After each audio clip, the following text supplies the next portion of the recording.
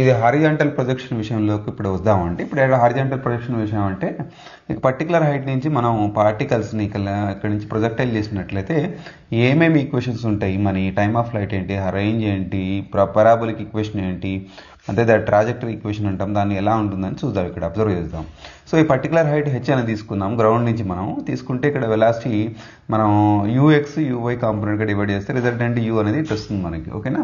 So ఇప్పుడు ఇక్కడ మనకి ఏదో ఒక పర్టికులర్ టైంలో పార్టికల్ యొక్క వెలాసిటీ విఎక్స్ వివై, ఇక్కడ వి అవుతుంది, ఇక్కడ నుంచి ఇక్కడ డిస్టెన్స్ ఎక్స్, ఇక్కడ నుంచి ఇక్కడ డిస్టెన్స్ వై అనేది చెప్తుంది. ఇప్పుడు ఎక్స్ అనేది ఈక్వేషన్కి మనం ఈక్వేషన్ చేద్దాం. ఇక్కడ చూడండి, యూఎక్స్ ఈక్వల్స్ టు యూ అని ఫస్ట్ ఇక్కడ మనం అనుకుందాం. ఇటు యూఎక్స్ కదా యూ, యూవైలో ఇంకా డిస్ప్లేస్మెంట్ ఉందా, ఇటు సైడ్ వెలాసిటీ ఉందా, ఇంకేం లేదు కదా, ఇక్కడ నుంచి మనం ఇటు పడేస్తున్నాం కాబట్టి జీరో అయిపోయింది. యాక్సిలరేషన్ ఇటు సైడ్ కాన్స్టెంట్ వస్తుంది కాబట్టి జీరో అని వస్తుంది.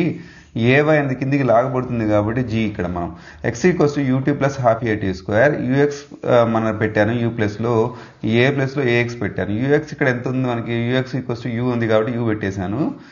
ఇక్కడ ఏఎక్స్ వచ్చేసి జీరో అయిపోయింది కాబట్టి జీరో, ఇది మొత్తం ఫ్యాక్టర్ జీరో అవుతుంది. అప్పుడు ఏమవుతుంది, ఎక్స్ ఈక్వల్స్ టు యూటీ అవుతుంది, t is equals to x by u అవుతుంది. అదేవిధంగా వై కాంపోనెంట్ గురించి అబ్జర్వ్ చేద్దాం. Y is equals to u t plus half a t square, u y ఇక్కడ ఏవై పెట్టాను నేను, యూవై వచ్చేసి ఇక్కడ జీరో అయిపోయింది కదా, మొత్తం ఫ్యాక్టర్ జీరో అవుతుంది, హాఫ్ జీటీ స్క్వేర్.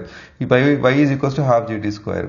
ఇప్పుడు టీ వాల్యూ ఇక్కడ మనకు తెలుసు కదా, ఇక్కడ రిప్లేస్ చేయండి, y is equals to half g x by u whole square అవుతుంది. ఇదే మన ఈక్వేషన్ ఆఫ్ ట్రాజెక్టరీ. ఇది పారాబోలిక్ నేచర్ని కలిగి ఉంటుంది మనకి.